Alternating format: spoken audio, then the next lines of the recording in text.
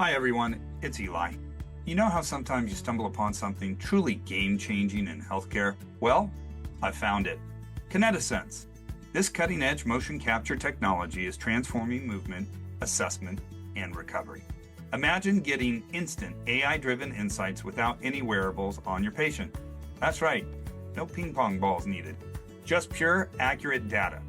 Perfect for boosting athletic performance, pinpointing imbalances, and refining rehab. Top professionals worldwide trust KinetiSense to maximize productivity and results. Check out our partner page to learn more. Experience the revolution in movement.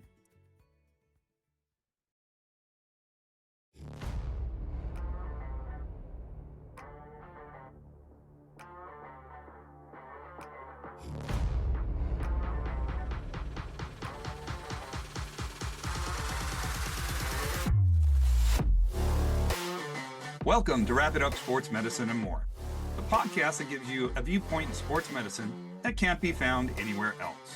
I'm your host, Eli Hallak, and we have a fantastic show ahead of us today. So, let's get started.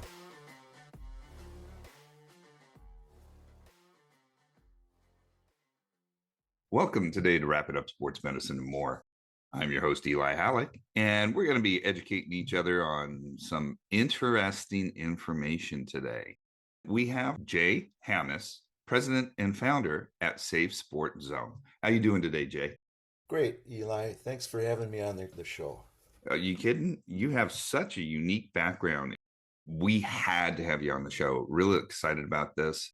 I know we've been trying for a little while to connect, and thank God we finally did. If you could, I'd love to hear about where you started and how you got to where you're at now, because it's such a unique and just crazy story. Well, I'm a former player, both at the interscholastic level and collegiate, and former teacher, former coach, former athletic director, and former politician. I was in charge of police, fire, and safety in our community. And then eventually I spun off into security, going through an experience that drove me to look at, a situation in our community and at our high school. And that ended up going national. And so I'm totally involved today as a national speaker on after school event security, and have trained over 32,000 school officials throughout the country over a 13-year period. And I'm still active. I'm doing more virtual training now, having moved to Florida, than in person. More convenient, but I'm still very busy. And I just can't turn schools down when they call, especially with gun violence. That's the big one on everybody's mind. And I think the public are starting to understand that we're seeing this type of gun violence at after-school events, especially football and basketball games. So it's been a rewarding trip, and it's all about helping others. I mean, that's just like you, Eli. That's what we're doing today in our lives. That's really all we do. And your focus right now is protecting people and making sure people are safe and healthy, and out of a very, really unfortunate experience, which we'll get to in just a minute or two. But if you can go ahead and tell us, you had a really interesting story. We were talking before the show personally about interaction with the sports medicine staff at your former university, and just what the old AstroTurf was really like for us athletes. So I'd love to share that with some of the people listening today. Well, I was a freshman quarterback.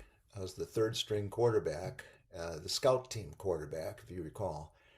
And I dressed for the home games, and I went on a couple away games, but very little playing time. And we're out in Virginia, and the two quarterbacks ahead of me both come down with season-ending injuries. I mean, they were bad. And I had to finish the game. In fact, Wally Dreyer, our head coach who played for the Packers and the Bears, said, Hammes, you know your plays? I said, yeah, I do, coach, but they're unfortunately they're Virginia plays because I was the scout quarterback.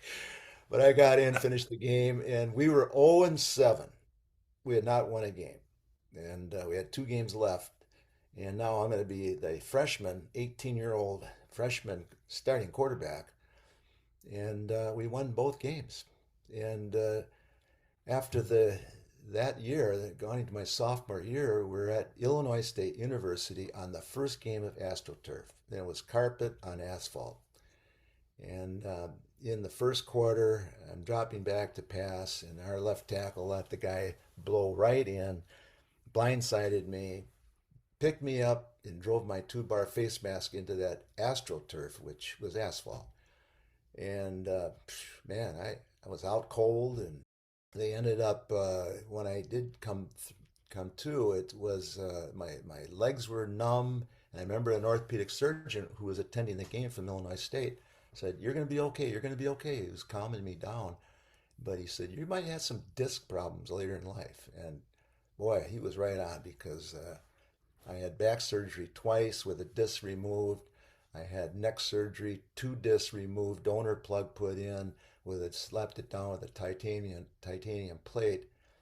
I mean, those are pretty serious injuries, and so I religiously exercise, especially the stomach muscles, and stretch the hamstrings to keep that back in line. And have spent numerous hours in an athletic training room, and I always felt the psychology of the athletic trainer is so important. I just admired those that helped me through these difficult healthcare issues. And then later in life, got a granddaughter. She is now a junior, but her freshman year in high school, and she played all those youth sports, softball, volleyball, all those different sports. But she goes out for track, and this really surprised us. She ends up going to state running in the 300 hurdles, and as a freshman. And so her next year, sophomore year, she's going to state. Last practice, last try of running the event, and she falls and fractures her wrist, and she's out of the tournament. I flew in from Florida at the time just for support, and I know how difficult that is as a sophomore in that big event. And again, once again, the athletic trainer was outstanding. And so I admire anybody in the healthcare business, especially working with our high school kids. Two very good anecdotes there. And unfortunately, we always come across people in a down moment quite often in their lives and taking care of them. But we try to keep it positive. We were joking earlier about your situation, and you did so much rehab with your athletic trainer. I wondered if they were in your wedding party because you Yeah, guys got to know each other so well. I still text him or holidays and so forth. Yeah, yeah, he meant a Yes. lot to me. It's amazing how important that person is in your life during those difficult days. Yeah. Yeah, no, it's definitely a connection.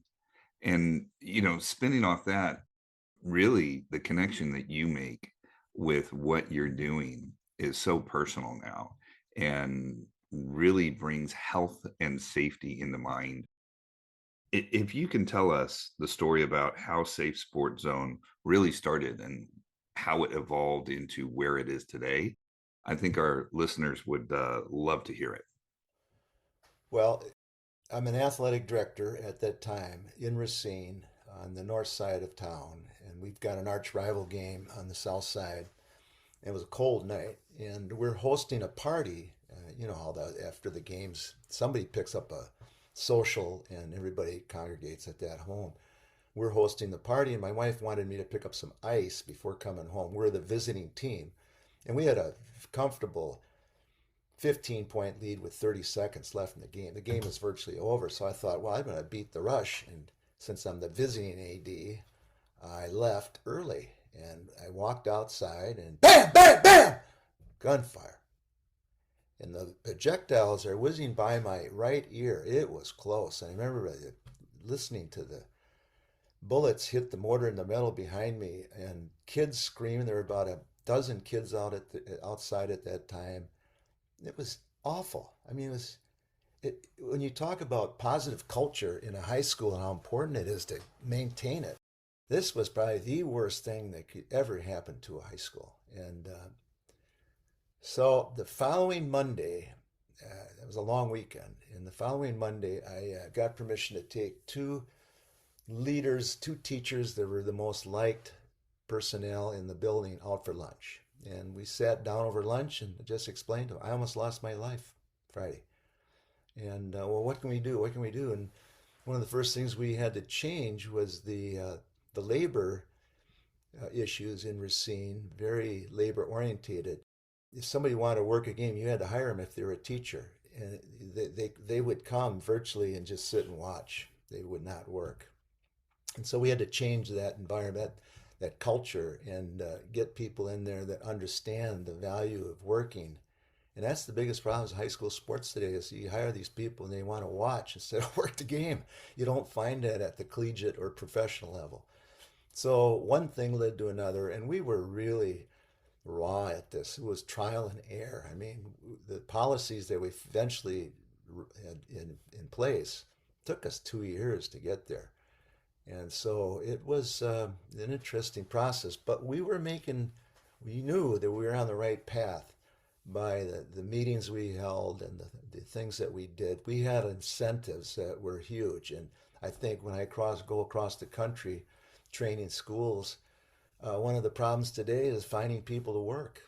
And it's not only as event workers, but I'm sure it's in the athletic trainers too, finding good quality people to work.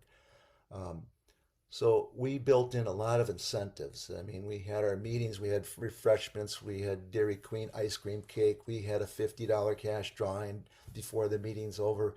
We had golf outings. We gave everybody apparel, coaches, administration, and event workers. They were treated with a lot of respect, and we worked the games the way they should be working. That's called proactive management. We believed, and we still believe, that schools need to understand that if you get out in front of things before they spin out of control, that's the way to run an effective positive event.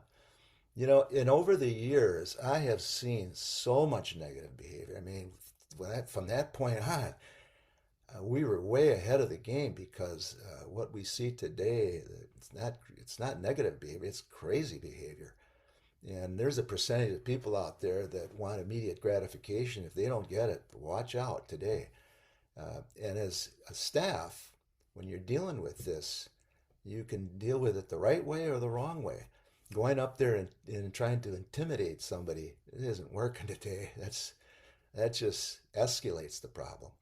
So there's a lot of different techniques that we put in place, and the program that we share today is, I think, well accepted in the high school industry, and I think we're on the right path because in order for interscholastic athletics to survive, the games that the kids are playing need to be fun, they need to be entertaining, they need to be safe and educationally driven.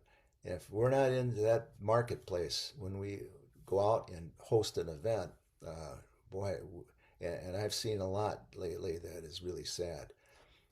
Eli, I think there's a percentage of, you look at the bell curve, let's just take the bell curve, and you take and divide it by thirds.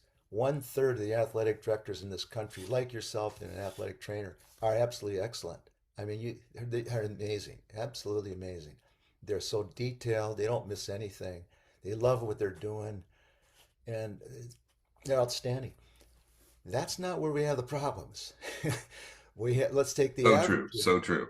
The average ADs are doing a nice job. They're not as detailed and effective as that group that we just mentioned, but they do a good job. And still, we still see a little problems here and there, but nothing like the other third that are, some of them really need help. They're placed in this position. They've never played sports. They never They were coached. I mean, and yet they're the head of the math department. Now they're the athletic director, and it's a matter of labor and shortage of labor, and that's where we're finding a lot more of the problems. So we got our work cut out for us. Yeah, I know we've both either seen, been at, or experienced those events where you just know something's about to happen or something could happen. Just the passion that comes along with sports. One of my former principals had a saying. He wished the parents would be as passionate about grades as they are about athletics, because then we wouldn't have to worry about anything. Everybody be a 4.0 student. But He's right boy, on. you He's get into that football stadium or you get into that basketball gym right before the big rivalry game, and oh my goodness, sometimes that it's palpable, that just tension in the room, and you wonder why. It's a game. It's a bunch of kids playing a game, and in theory they should be having fun.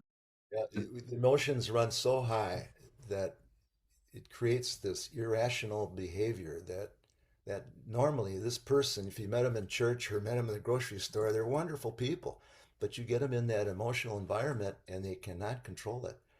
And it's really I keep telling everybody, if you're going to go address this misguided irate fan who's yelling and screaming at the official, um, look at them as if they're dying of cancer. They're ill.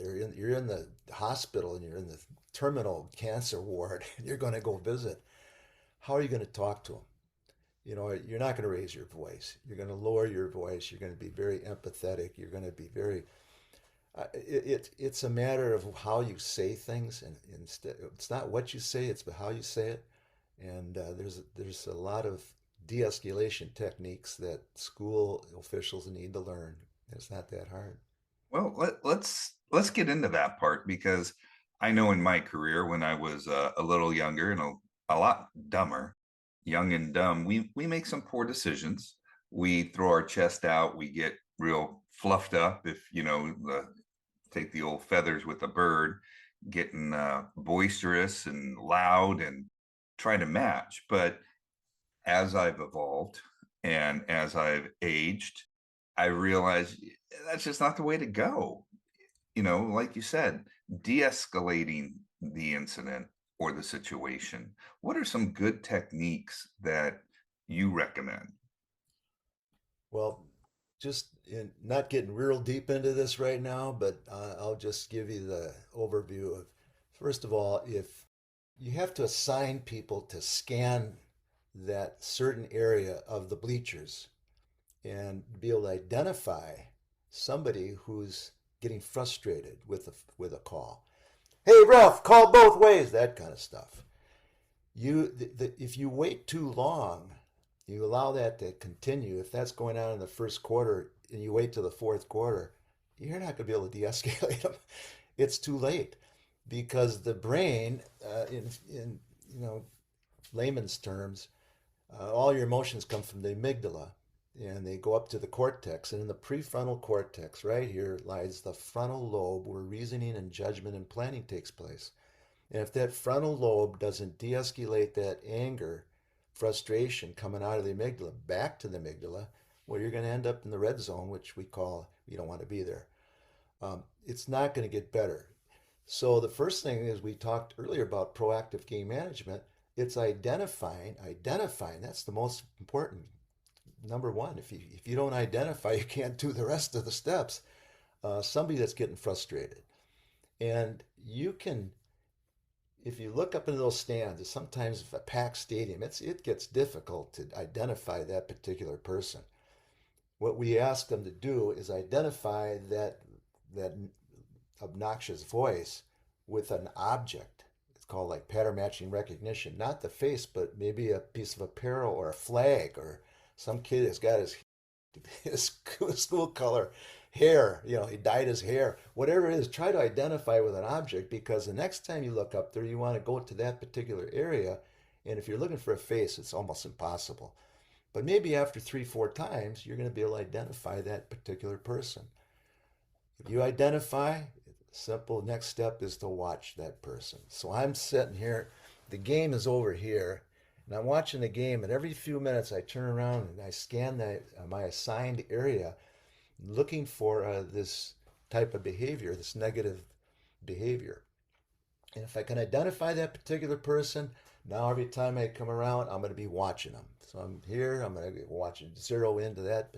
And if you do that, you can de escalate somebody because they'll eventually know you're watching them and it can settle them down. And you're not, I mean, those are pretty simple techniques and very powerful at the same time. But let's just say that didn't work and he continues or she continues to abuse the official. Then you could give them, you got to eyeball to eyeball. Eli, if you're the one that I finally identified, I can eyeball and go, come on, no, do nonverbal. Let them know that type of behaviors. Little Not, shake of the head or a little calm down with the hands. Yeah. yeah, Just a exactly. little visual so they can see. And Absolutely. And if maybe go stand by them. If you're down low in the bleachers, go sit by them. Positioning yourself can de escalate. But if it continues, you've got to address the fan. And it's probably the more difficult task of an event staff. I always found counselors to be extremely, they were the best. They knew that how to makes total speak. sense. Yeah. And so now if you have to go up there, we like choice theory, keeping all dialogue with the misguided irate fan in question format. So you're never telling them, directing, none of that stuff. And I always have these memorized phrases, and they just automatically kick in because I've been doing it in training so much. And the one I like, if I get up there, is I can just say, "I'm sorry, can I help you?" I mean, I'm asking a question, or "I'm sorry, is there a problem?" Uh, I'm, I guess you know why I'm coming up here. Anything that would get the person to talk. Because when you ask a question, if they start talking, you got to listen. And that's another big mistake by teachers, educators, is when they eventually start talking about the plays and the calls by the umpire or the referee or whatever it might be. You got to sit there and listen. And that's hard. In fact, you got to listen uncomfortably. That's the best way of putting it. And I always say, look them straight in the eye, don't look anywhere else, and nod your head. Even though you might not be listening, they will believe that you're listening. And eventually, when they come down off the ceiling, it'll be maybe 20 seconds of listening. You can set limits and give them a choice. Sir, you do want to stay and watch your kid play, right? Oh, absolutely. Well, then you're going to have to follow our rules. It's not that hard. But if you do it respectfully and using a lot of empathy, and you're there to help this person through this difficult time, and you're not trying to uh, discipline them or anything like that. Now, if anything happens where it gets physical, pointing the chest on a fan physically touching one of your vent workers, I strongly recommend that you should suspend them for a short period of time. Sir, until we can investigate the situation, I'm going to ask you not to attend any games, home or away. And please don't do that, because if you do, I'm going to have to take you out for the whole year. I don't want to do that. I want you back in the event to be able to watch your child play. And we're going to have a meeting. Well, that person's going to be calling you every day. When's the meeting? When's the meeting? I would maybe go 4 games, around that, 3 games, 4 games, 5 games, whatever meets the schedule. And then I'd have a meeting and I'd invite that person in and I'd have a witness in the room, leave the doors open, and you go right to, here's our expectations, and get them to agree. And I always have somebody come in 10 minutes after and say, Mr. Hammonds, we got an emergency, because they got a whole baggage of stuff they want to talk about. And we're not there to talk about that. We're talking about your behavior at these games. But if you handle it right and you're respectful, you can get them back. And I'm sure the majority of the time they will behave. Very well said. And I know we see that as we're at the event as athletic trainers, especially at the high school setting, because as you said, not everyone hires event staff. A lot of the times it's volunteers, it's parents, And as an employee, you're kind of expected to help a little bit with safety and security. But having the ability to listen, which I'm told on a daily basis I'm not great at, according to the wife. So I work on it every day. But, listening to somebody and just giving them that opportunity to vent that steam, get that release, could really de-escalate something as simple as listening. I love that, and that's something we often forget because we have kind of forgotten how to do that in our society, especially the last few years. It's been a little, as you said, crazy, and boy, is that an understatement. Some of the stuff we're seeing now at events I never would have imagined in my earlier years, and um, which for you unfortunately is good business because you're going to get more and more referrals for assistance with safety and security and event and or event training. Elevate your knowledge, ignite your curiosity, and compete with the best minds at events hosted by the American Academic Competition Institute. AACI's sports medicine competitions feature practical exercises, challenging quizzes, specialty tests, and keynote speakers that foster knowledge and social engagement in healthcare and sports medicine. Go to aacitest.org for more information on upcoming regional and national competitions. Sign up for the ultimate intellectual showdown.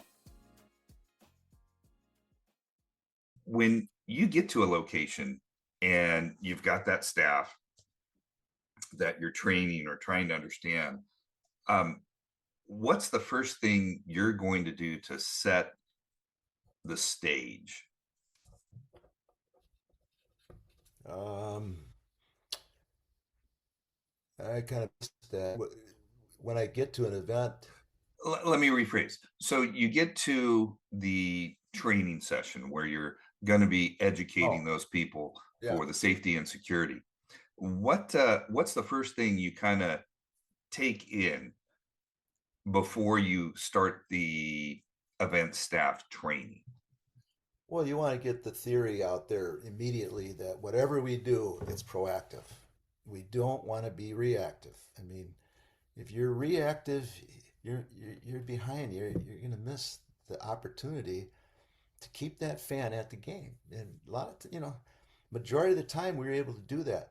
Did we have to remove a fan here or there over the years? Yes, but it was to the point where I think there might have been drugs involved or alcohol or there's other reasons that you never know what's going on in the fan's brain today.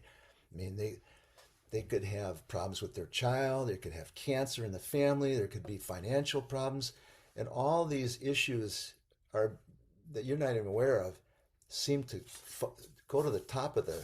I mean, they seem to surface when you get to these games. It's not the call of the game that is misleading or making creating all this problems. It's something else that you don't even have an idea what it's about. So being proactive is good, and we work on that. When we always would have with let's say a football game, where we'd have a diagram on a board where we could explain where people need to be at certain times. I mean, at halftime, you need people to congregate over by the concession area, and we want you there early because if something's going to happen, it's going to happen early or after the game in the parking lot. The perimeter security is certainly needs to be addressed because we're seeing a lot more problems outside the venues today than inside. So it's a matter of understanding the theory of what we really want to do. Um, Questions and answers, who, what, where, when, is a must, and you want that interaction. You don't want to be. You want to have a lot of active participation with your event workers so that they feel a part of the team.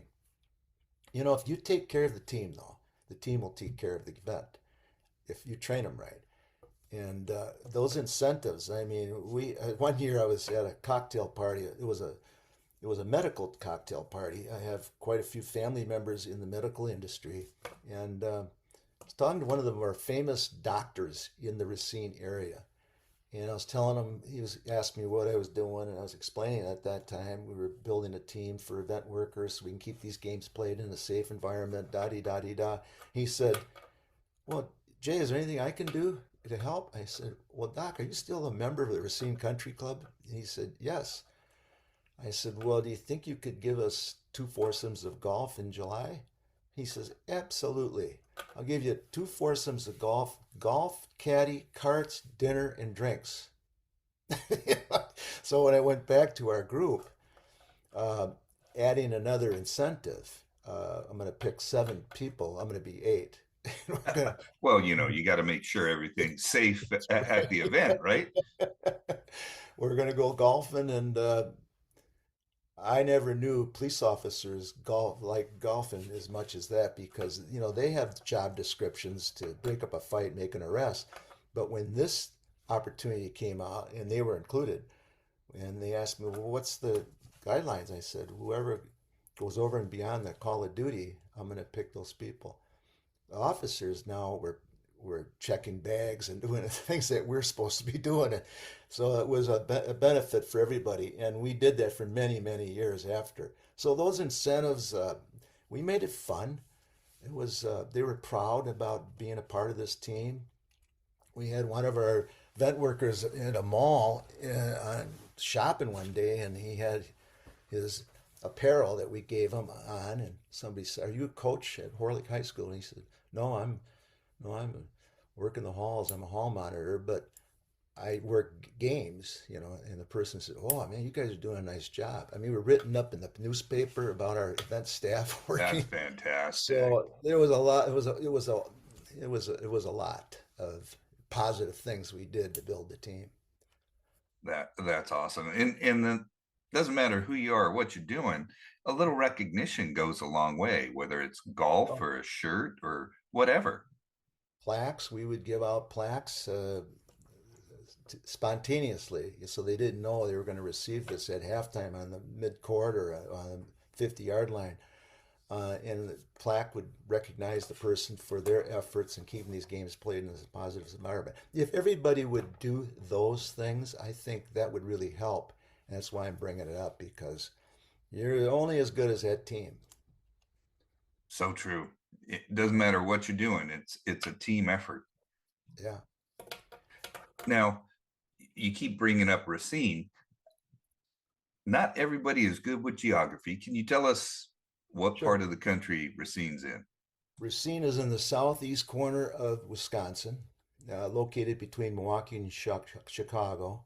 It's in the corridor, the I-94, which is the interstate going from Milwaukee to Chicago. Racine is right off the ice on the I. Um, Johnson Wax is the major company there.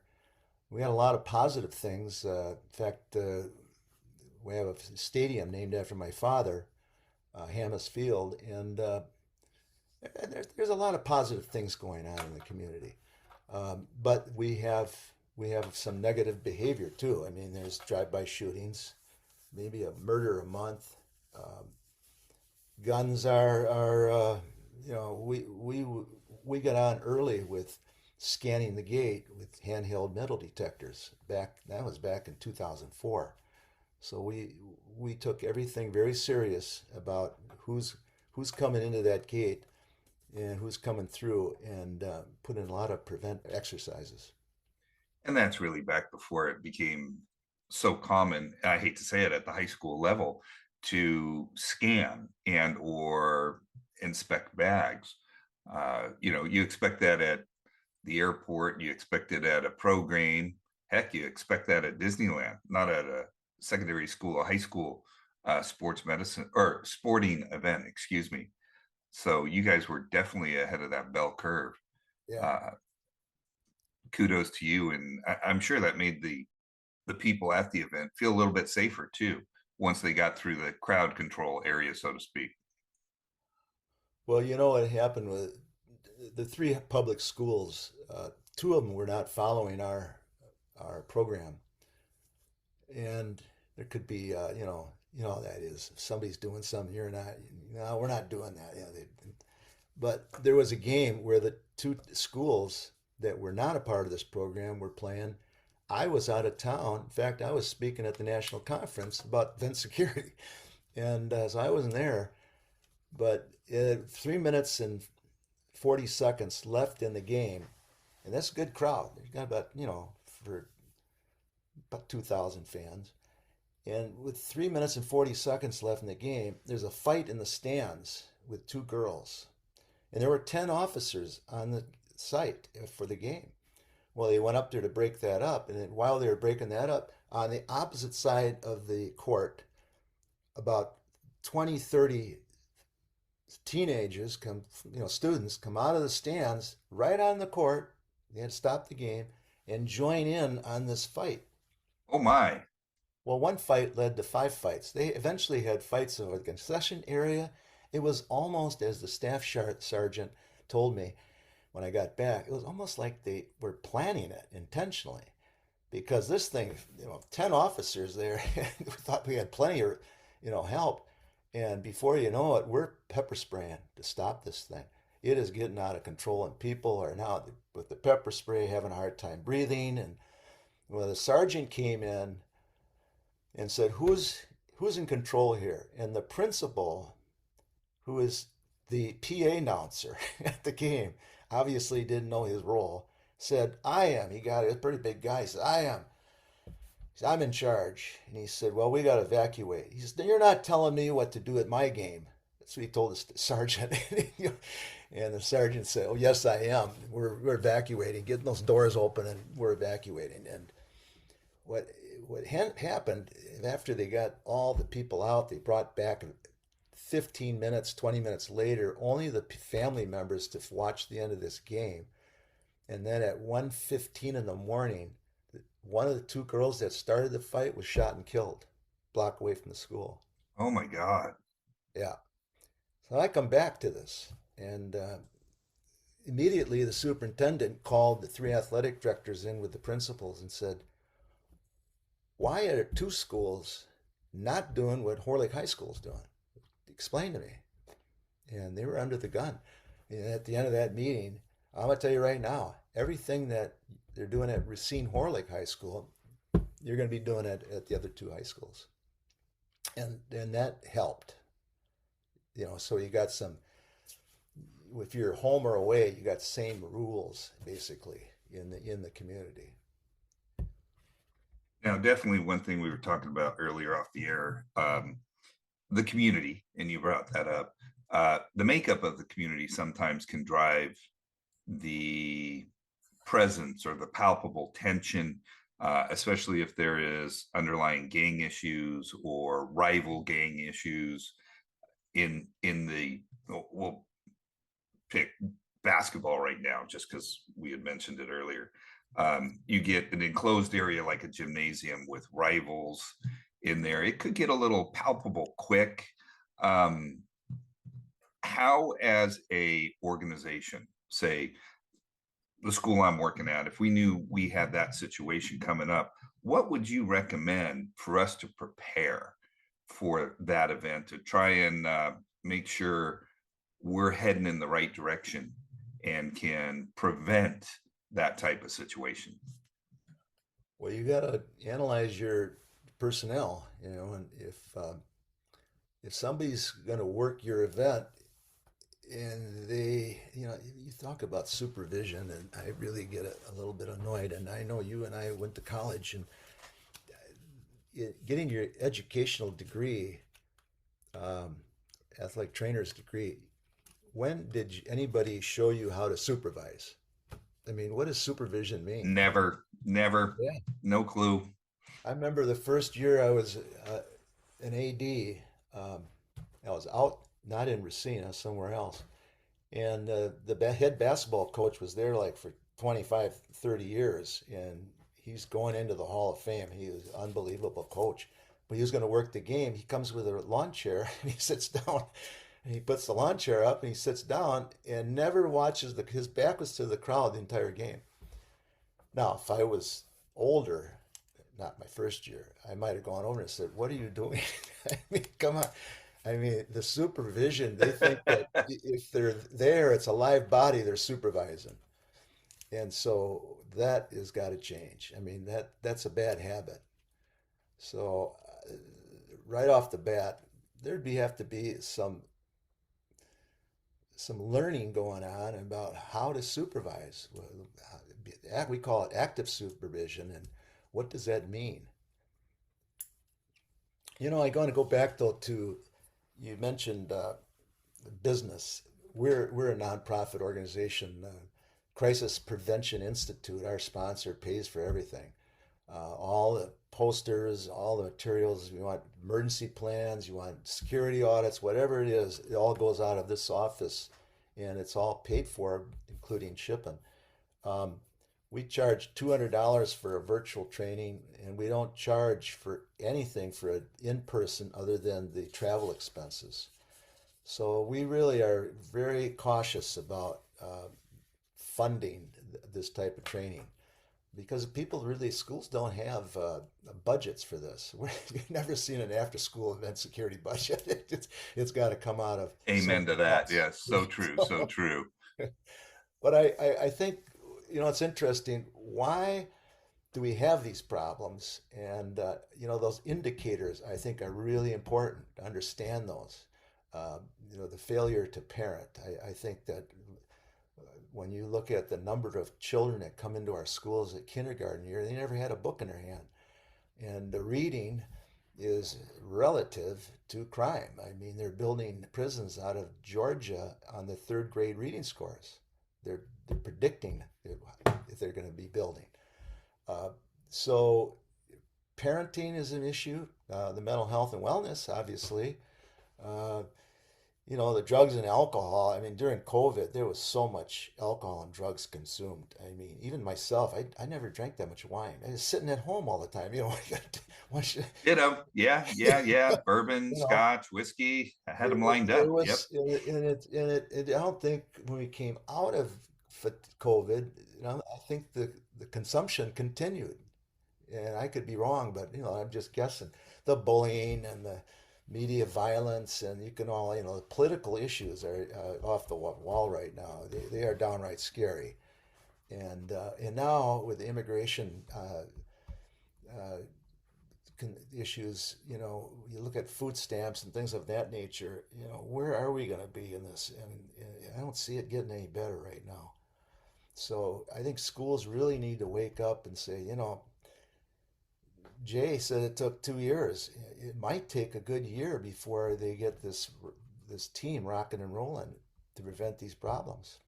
And really, with the increase in media attention, whether that be social media or just the standard media, it escalates and drives, if you ask me, this is personal opinion, it Yeah. drives further the point that you need these de-escalation skills because people see this and go, oh, well, that's what happened there.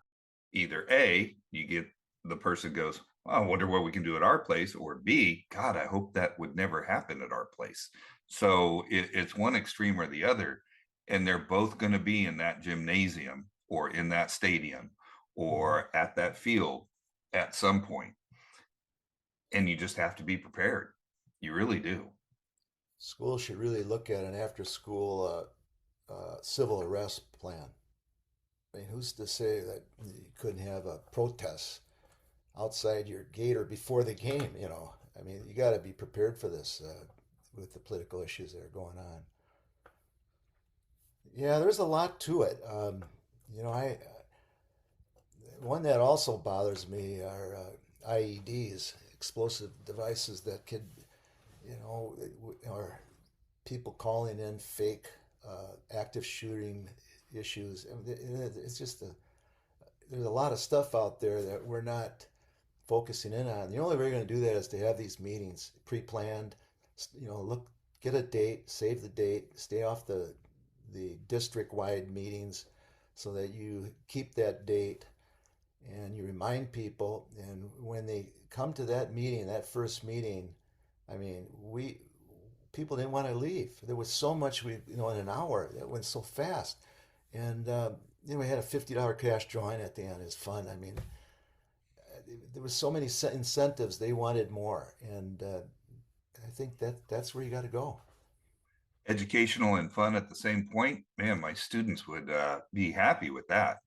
Yeah, and take care of those athletic trainers and involve them in the meeting on a medical issue. What are you going to be doing? That's a Go good through point. the That's a yeah great point because not only do you have to be prepared for the security and the safety of the fans, but at that event, the athletic trainer is probably one of the only healthcare providers, if not the only healthcare provider, if something does occur, and they would be the first person to respond. So, absolutely. yeah, that's an excellent And point. working with the PA announcer on those emergency scripts of what the athletic trainer wants. If you need anything like that, we have samples. But I know that with gun violence at games now, people have been contacting me every time this happens. Jay, do you have a PA emergency scripts for violence? And no, I don't, because every stadium's different. I would be misleading if I told there's no universal stadium, so telling people something it doesn't work for every stadium. But I would highly recommend that the PA announcer move fans away from gun violence in an orderly fashion. Remember, an orderly fashion, because a lot of these people, stampedes that happen, there's more injuries with the stampede than the fire itself. True. And I'm sure part of that comes down to we call it bottleneck or the choking points. Um, and that's the flow of traffic.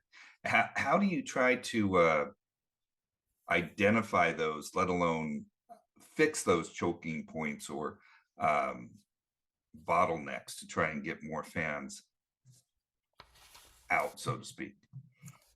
Evacuate. Yes, sir. Let me just say this.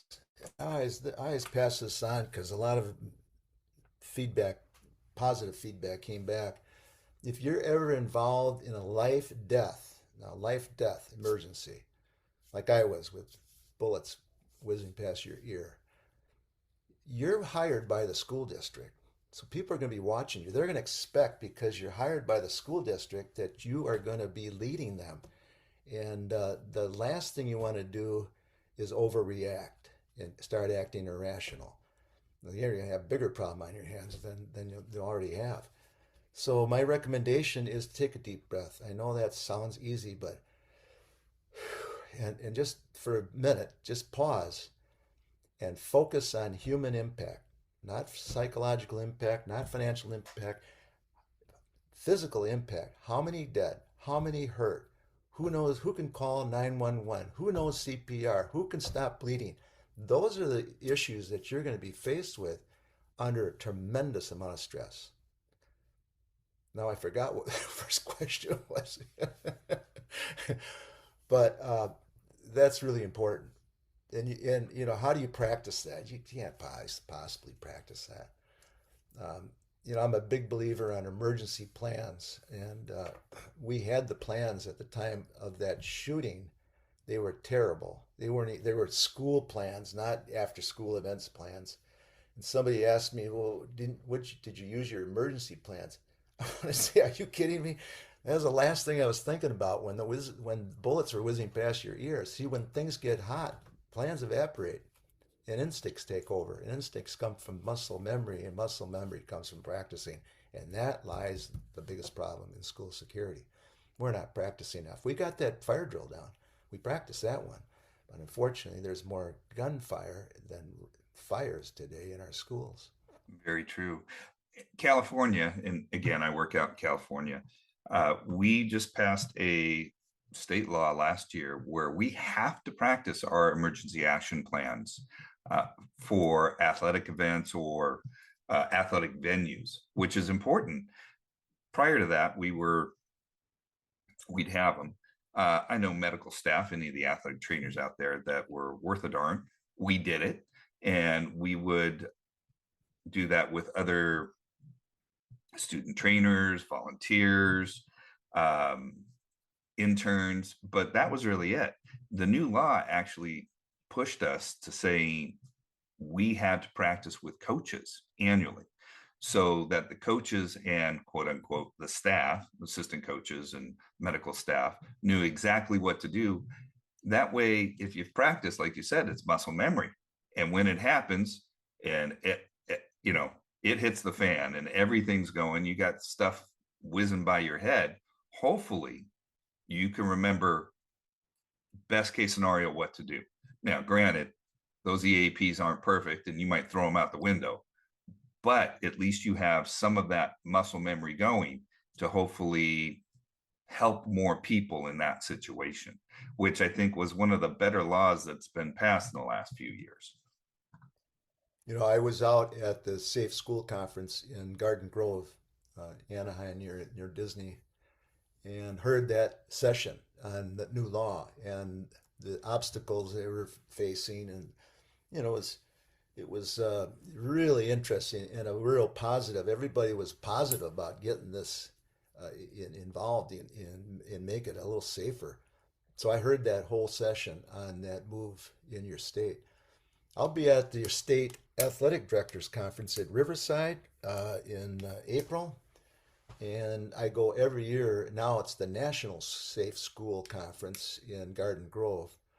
But I'm in California pretty frequently over the years. It's a great state. It is, but oh boy, there's some scary events out there. So it's a good place to help educate us. Yes, it's big, and so is New York. I mean, those are the two. I spend more time with those two states than any other state. I can imagine. And with that, I'm sure you're meeting lots of people that are taking up your expertise and getting you out there. And first off, anybody listening to the program, go online and check safesportzone.com.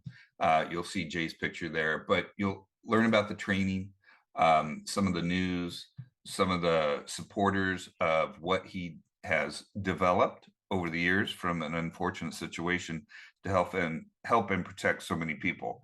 And like he says, the Crisis Prevention Institute is listed there as well. He's endorsed by the NFHS and the NIAAA. So this is a program that really has developed into something special to help with security and safety. And that's what we're about, a safe environment that's healthy for these student athletes to participate in. Amen. It's nice that something positive came from something so negative. I really never, I guess I did look at it that way, but yeah, you're right, Eli. Because I tell you what, no one would ever want to go through an experience like that I did. I mean, it's total chaos. Fast forward 101, scary, stressful. I used to go to church, sit in the back. Now I sit in the front, if you know what I mean. I mean, it took me a Yeah. while to overcome that episode. Was I traumatized? Yeah, I think I was.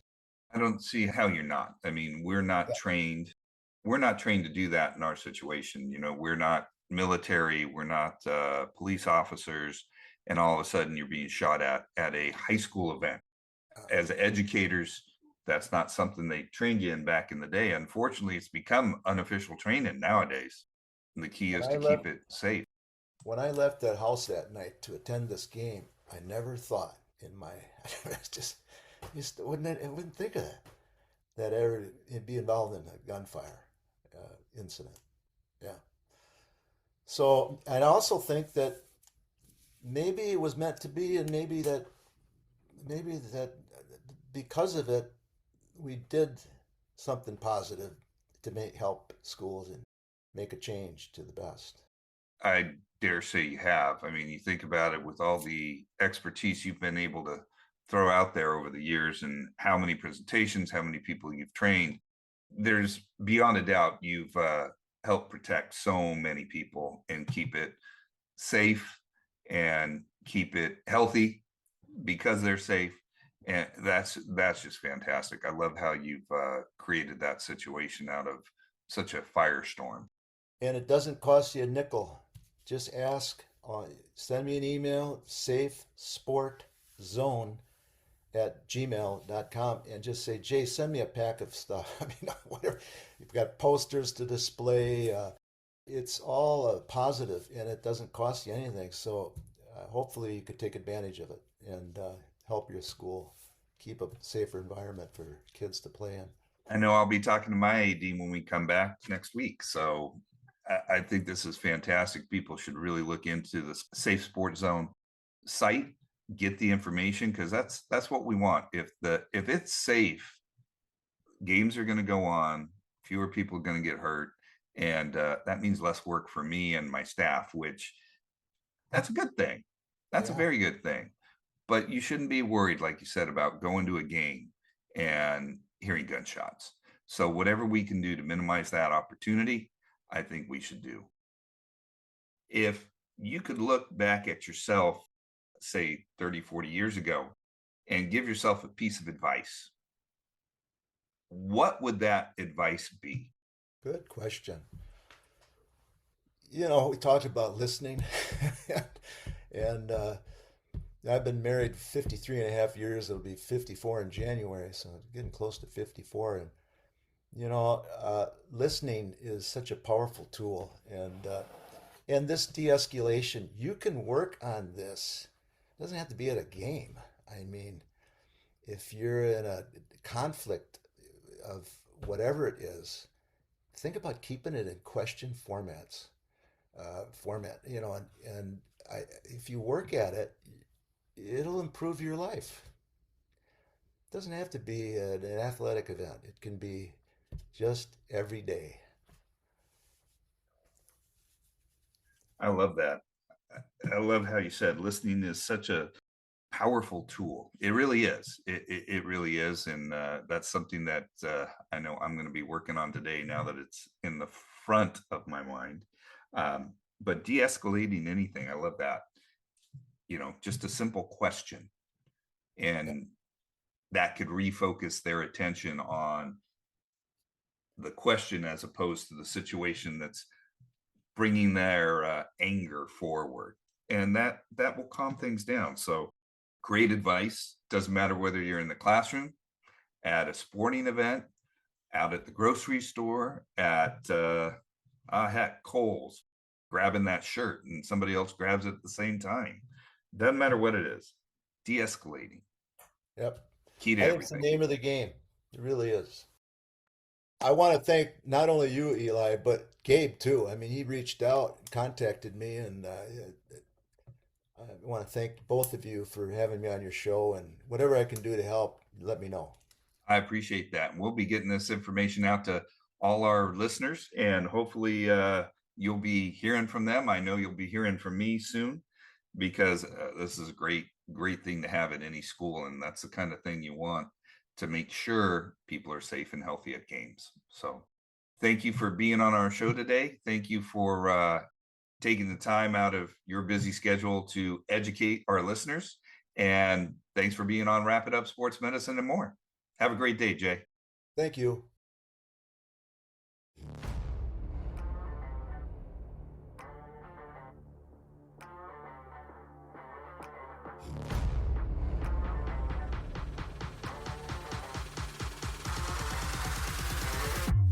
We hope you enjoyed this episode.